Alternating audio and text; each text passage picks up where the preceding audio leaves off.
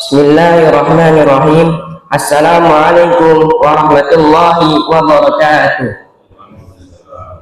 Alhamdulillahi rabbil alamin wa bihi nasta'inu ala umurid dunya waddin, wassalatu wassalamu ala asyrafil anbiya'i wal mursalin wa ala alihi wa ashabihi wa man tabi'ahum bi ihsanin ila yaumiddin. Amma ba'du. Hadirin jamaah salat subuh yang semoga dirahmati Allah Subhanahu wa taala. Di dalam kesempatan subuh yang barakah ini, insya Allah kami akan menyampaikan bayan hadis yang bertema mahkota dari cahaya di hari kiamat bagi yang membaca, mempelajari dan mengamalkan Al-Quran. Rasulullah Shallallahu Alaihi Wasallam bersabda, barang siapa yang membaca Al-Quran, mempelajarinya dan mengamalkannya, maka dipakaikan mahkota dari cahaya pada hari kiamat.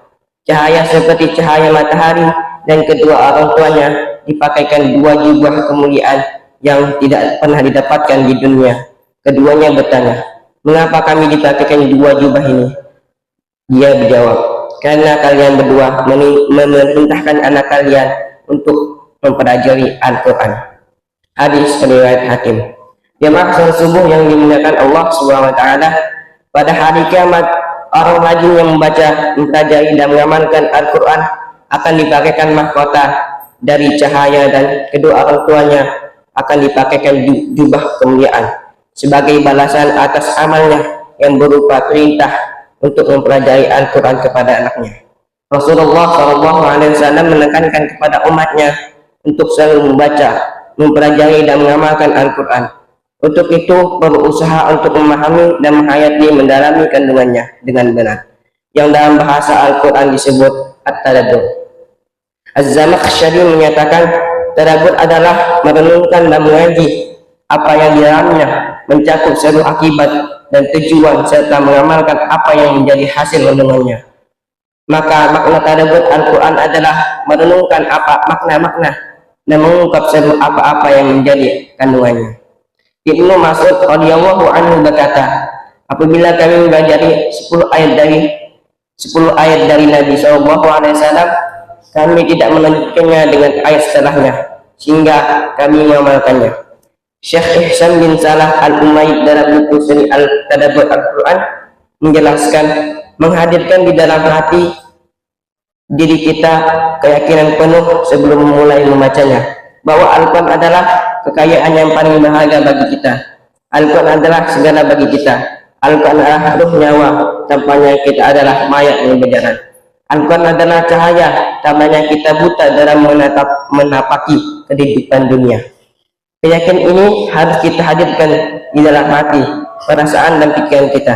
Sebelum memulai membaca Al-Quran, selanjutnya kita mendalami dan menghayati kandungannya, makna serta mengamalkan dalam kehidupan. Allah Subhanahu wa taala berfirman, yang artinya, kitab Al-Quran yang kami turunkan kepadamu penuh berkah, agar mereka mengetahui, menghayati ayat-ayat dan orang-orang yang berakal sehat mendapatkan pelajaran. Quran surah Shad surah 38 ayat 29. Jemaah salat subuh yang dimuliakan Allah Subhanahu wa taala, sebelum kita tutup majlis kali ini, mari kita akhiri dengan berdoa bersama. Bismillahirrahmanirrahim. Alhamdulillahirabbil alamin, hamdan yuwafi ni'amahu wa yukafi'u mazidah. Ya Rabbana, lakal hamdu laka syukru kama yanbaghi li jalali wajhika wa 'azimi sultanik.